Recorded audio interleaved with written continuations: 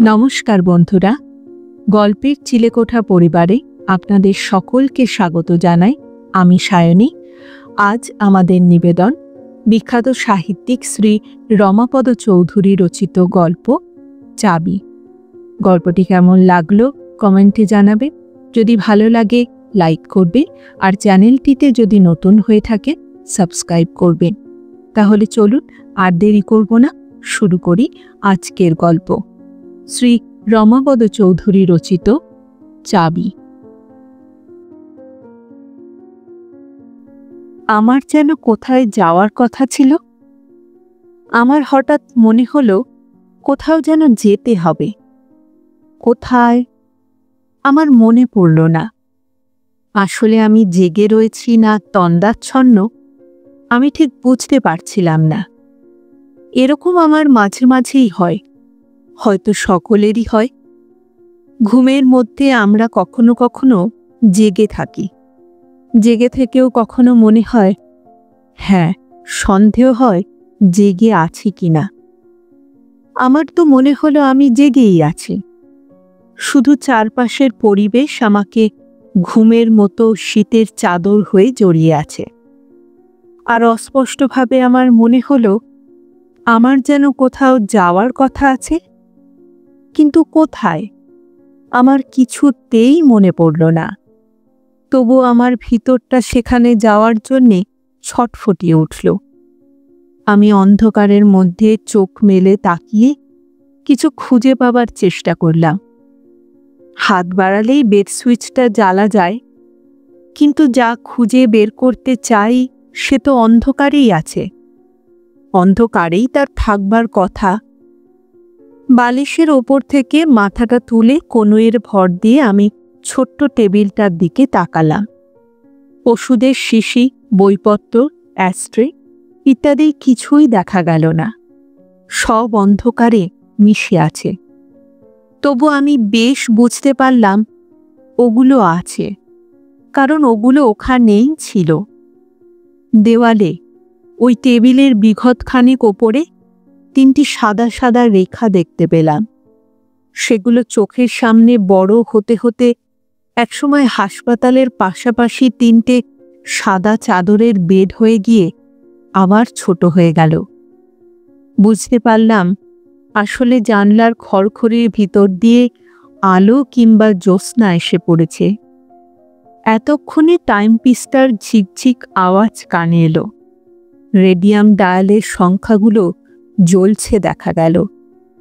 কিন্তু আমার ঘড়ির দিকে তাকানোর একটু ইচ্ছে হলো না, কারণ সেই মুহূর্তে আমি চাবির গোছাটা দেখতে পেলাম।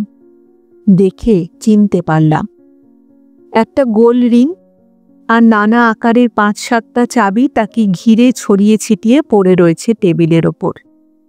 অন্ধকার মেখে কালো কালো রং হয়ে গেছে তাদের। আলো নেবানো রাস্তায় হট্টগোলে রাতে একদিন একটা ডাস্টবিনের পাশে ৬-৭টা লোক বন্দুকের গুলিতে এমনই ছড়ানো ছিটানো শবদেহ হয়ে পড়েছিল। চাবির গোছাটা দেখেই হঠাৎ আমার মনে হলো আমি বোধহয় সেটা খুঁজে পেয়েছি।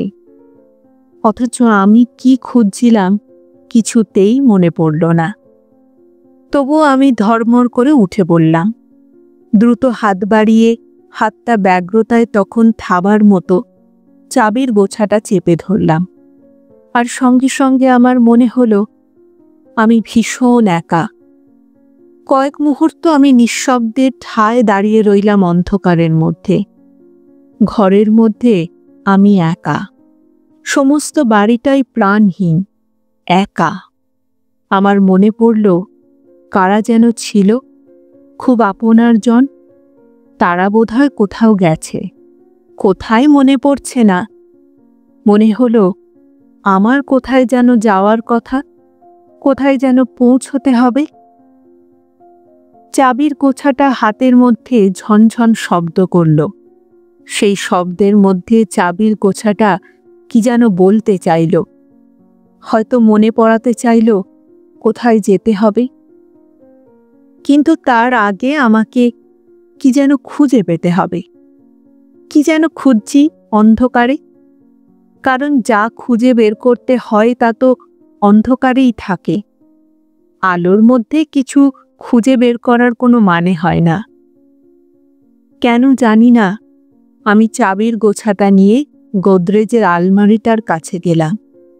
সেটা খুলতে গিয়ে একটা বিচ্ছিরি শব্দ হলো।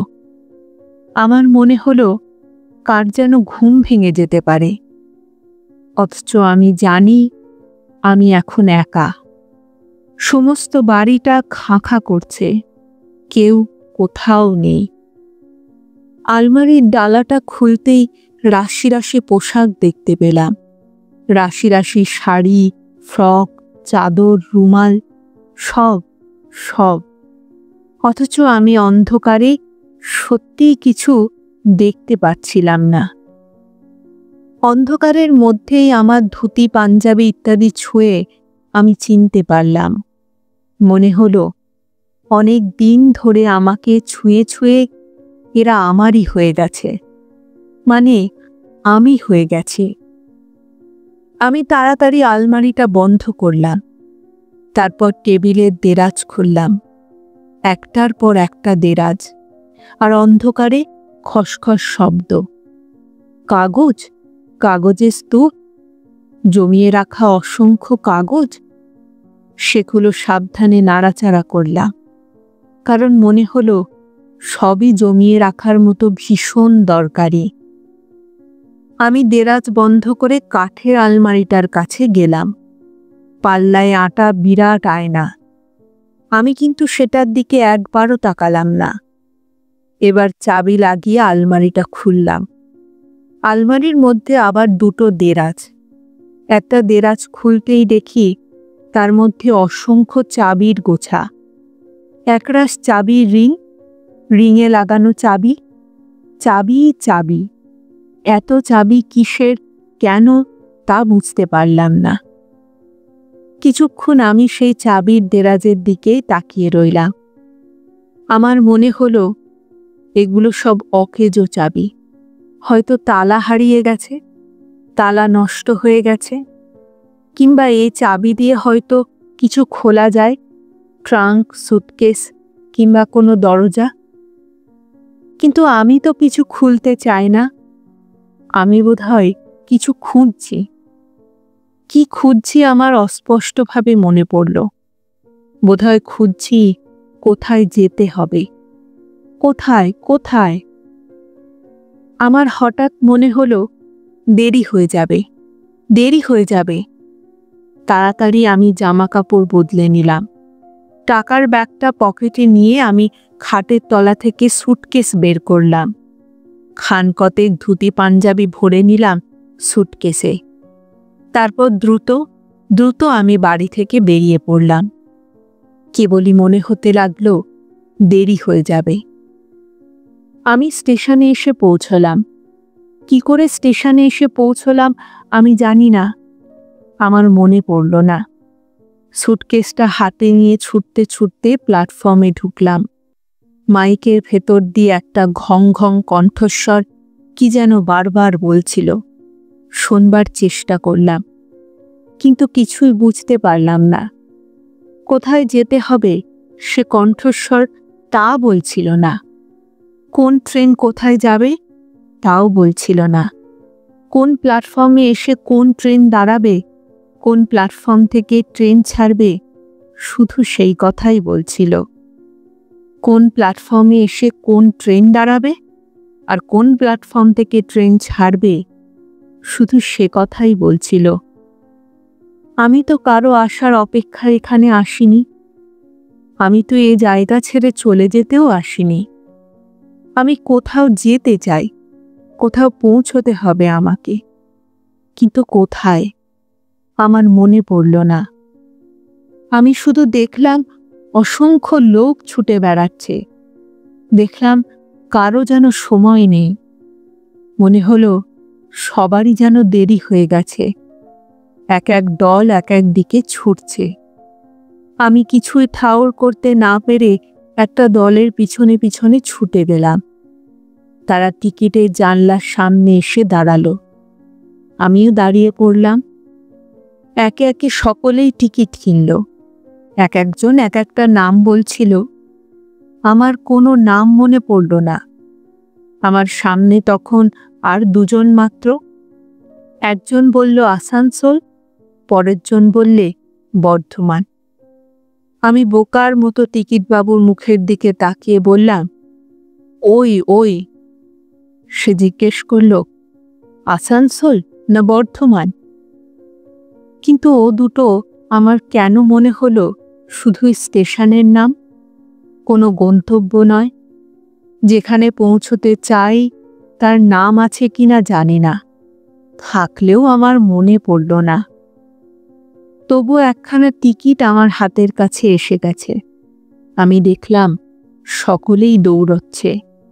আমিও সুটকেস হাতে দৌড়াতে শুরু করলাম। ব্যান্ডেল, বর্ধমান, আসানসোল, আমি নানা রকম স্টেশনের নাম শুনতে পাচ্ছিলাম তখনও। কোনোটা যাত্রীদের মুখে, কোনোটা সেই মাইকের ঘং ঘং কণ্ঠস্বরে। কিন্তু ওগুলো তো শুধু স্টেশনের নাম, যেখানে ট্রেন কিছুক্ষণের জন্যে থামবে। আমি তো থামতে চাই না, আমি কোথাও পৌঁছতে চাই। কোথায় যেন যাওয়ার কথা ছিল আমার। আমি প্ল্যাটফর্মের চারপাশে তাকিয়ে তাকিয়ে দেখলাম আমার জন্যে কোনো ট্রেন আছে কিনা। কোন ট্রেনটা আমার? আমি নিঃসন্দেহ হতে পারলাম না। লটবহর নিয়ে জনা কয়েক লোক দ্রুত হেঁটে চলেছিল। আমিও তাদের পিছনে পিছনে দ্রুত হাঁটতে শুরু করলাম।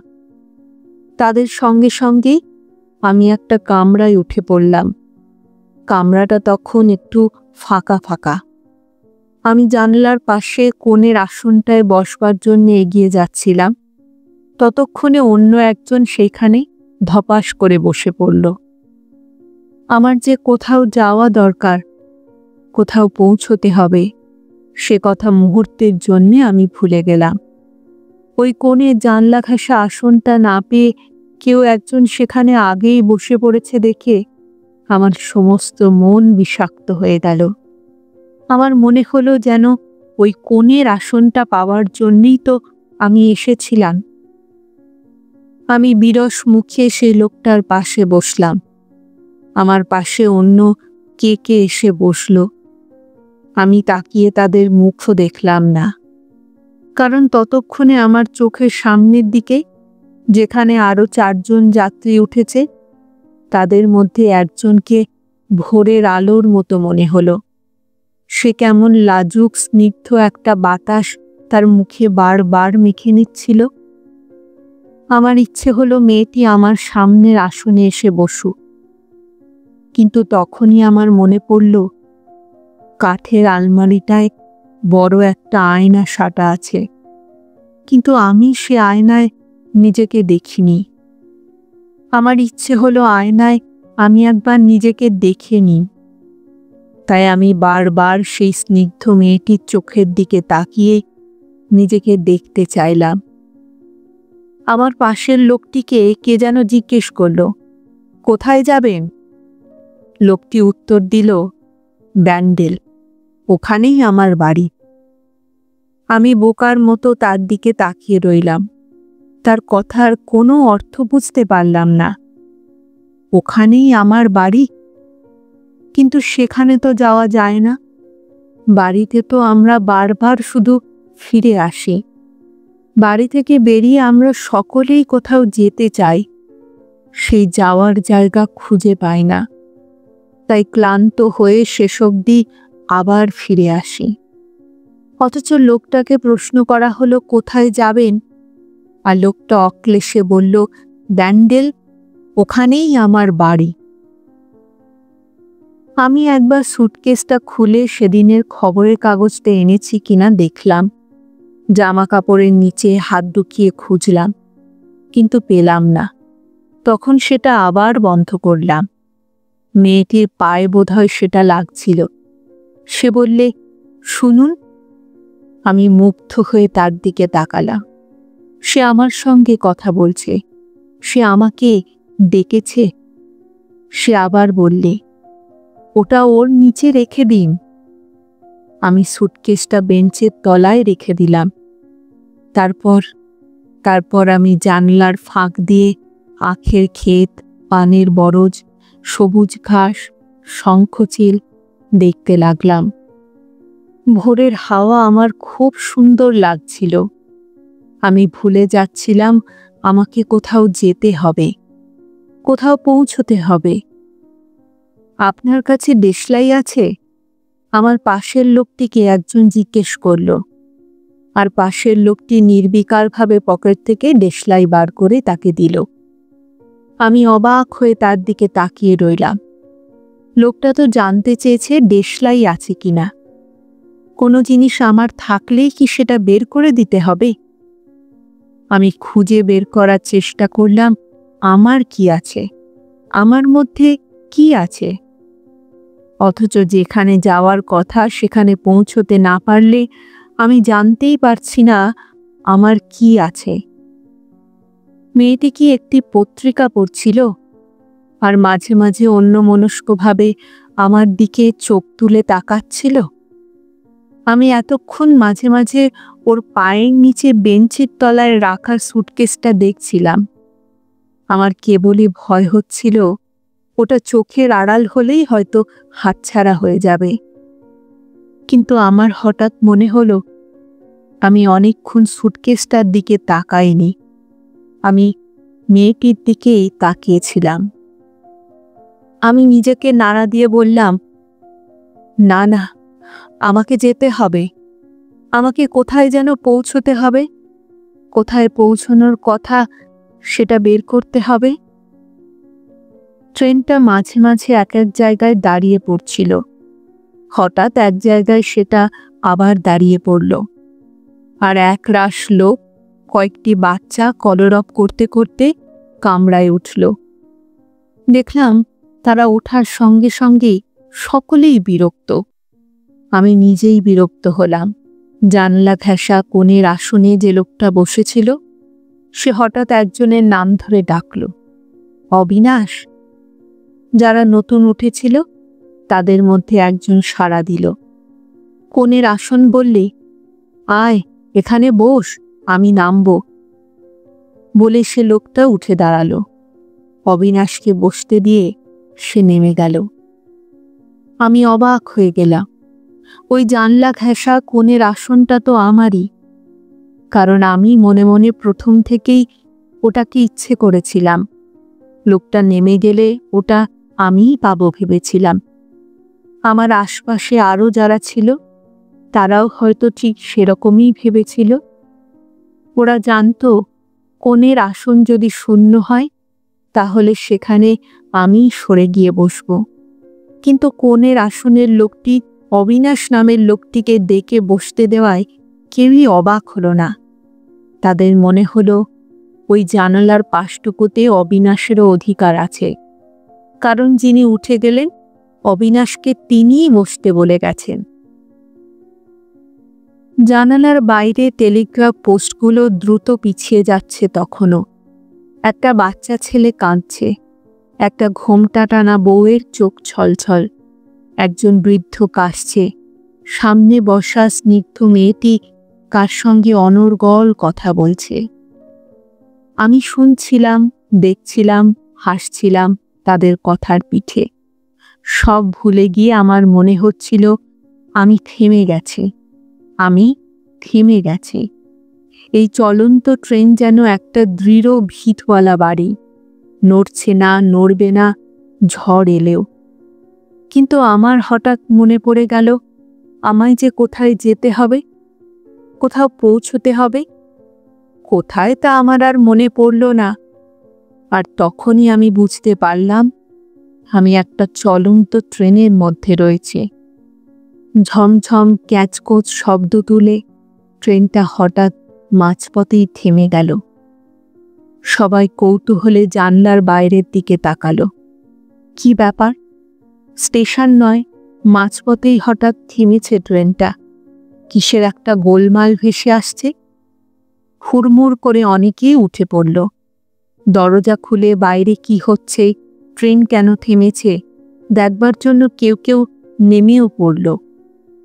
ট্রেন চলবে না, কেউ একজন চিৎকার করে বলল না বাইরে থেকে। যাত্রীদের মধ্যে কারো কারো মুখ দেখে মনে হলো তারা বেশ মজা পেয়েছে, কারো মুখে উৎকণ্ঠা, কেউ বিরক্ত।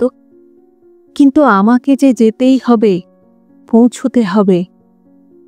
আর সকলকে নেমে যেতে দেখে আমিও নেমে যাচ্ছিলাম। সামনে বসা মেয়েটি বললে, আপনার সুটকেস, বলে পা দুটি গুটিয়ে ওপরে তুললে। আমি সুটকেস হাতে নিয়ে নেমে পড়লাম। বাইরে এসে দেখি প্রচণ্ড ভিড়, গোল হয়ে জমায়েত কিছু লোক। তার ভিতরে কেউ একজন কিছু বলছে, কেউ কিছু শুনতে পাচ্ছে না, তবু ভিড় করে আছে। আমি সেই ভিড়ের মধ্যে বারবার উকি দেওয়ার চেষ্টা করলাম, গাড়ি চলবে না, চলবে না। কেউ একজন আবার বলল, কিন্তু আমাকে যে যেতেই হবে, আমার যে যাওয়ার কথা আছে। কোথায় যেতে হবে, কেন যেতে হবে, আমার মনে পড়ছিল না। সেই মুহূর্তে আমি কেন জানি না অস্ফুটে বলে উঠলাম, চাবিটা। আমার মনে পড়ল, এবার আমার স্পষ্ট মনে পড়ল, আমি নিজে যেতে না পারলেও আমাকে, হ্যাঁ, আমার যাওয়া না হলেও আমাকে যেমন করে হোক চাবির গোছাটা পৌঁছে দিতে হবে। আমি তাড়াতাড়ি সুটকেস খুললাম, কাপড় চোপড়, টাকা, কাগজপত্র ঘাঁটাঘাঁটি করে কোথায় কোথায় আমি পাগলের মতো চাবিটা খুঁজলাম, পেলাম না।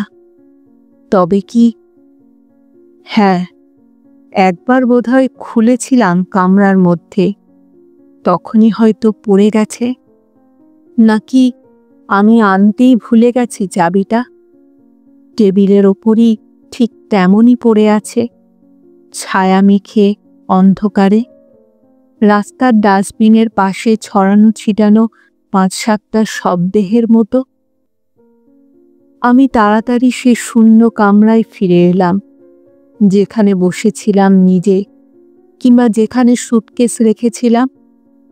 চারপাশ আমি তন্ন তন্ন করে খুঁজলাম, কোথাও চাবিটা পড়ে গেছে কিনা, এখনো আছে কিনা। না, চাবির গোছাটা নেই, কোথাও নেই। কিন্তু তখনই একটা হুইসেল শুনলাম, ঘণ্টি বেজে উঠল হঠাৎ। তারপর এক রাশ লোক হুড়মুড় করে উঠে পড়ল। সেই ট্রেন চলতে শুরু করলো আবার। আর আমার মনে হলো, এখন ট্রেনে বসে থাকার কোনো মানেই হয় না, কারণ এখন যদি আমার মনেও পড়ে কোথায় যেতে হবে, যদি সত্যি সত্যি সেখানে পৌঁছে যাই, তাহলেও লাভ নেই। কারণ যে চাবির গোছাটা পৌঁছে দেওয়ার কথা, সেই চাবির গোছাটাই আমার সঙ্গে নেই, হারিয়ে গেছে, কিংবা ফেলে এসেছি। এখন আর সেখানে যাওয়ার কোনো মানে হয় না। কোথাও পৌঁছানো এখন অর্থহীন। চলন্ত ট্রেনে বসেও আমার ভিতরটা ছটফটিয়ে উঠল ফেরার জন্যে। টেবিলের ওপর সেটা এখনো আছে কিনা ফিরে এসে দেখার জন্যে। আমি জানি ট্রেনটা যতই দুরন্ত বেগে ছুটতে থাকবে, আমি আমার ভিতরটা ফেলে আসা চাবির গোছাটার দিকে হাত বাড়িয়ে ততই দ্রুত পিছন পানে ছুটতে চাইবে।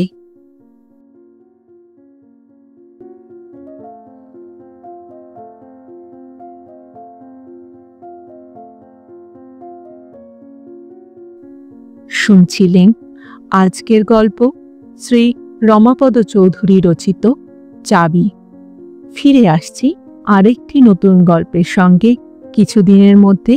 ততদিন ভালো থাকবে, সুস্থ থাকবে এবং গল্পে থাকবে। আর আমার গল্প পাঠ ও উপস্থাপনা যদি ভালো লাগে তাহলে লাইক আর কমেন্ট করতে ভুলবেন না। আর যদি চ্যানেলটিতে নতুন হয়ে থাকে সাবস্ক্রাইব করবেন, এতে আমার উৎসাহ ও আত্মবিশ্বাস দুই বাড়ে। তাহলে আজ এখানেই বিদায় নিচ্ছি, আবার দেখা হচ্ছে। নমস্কার।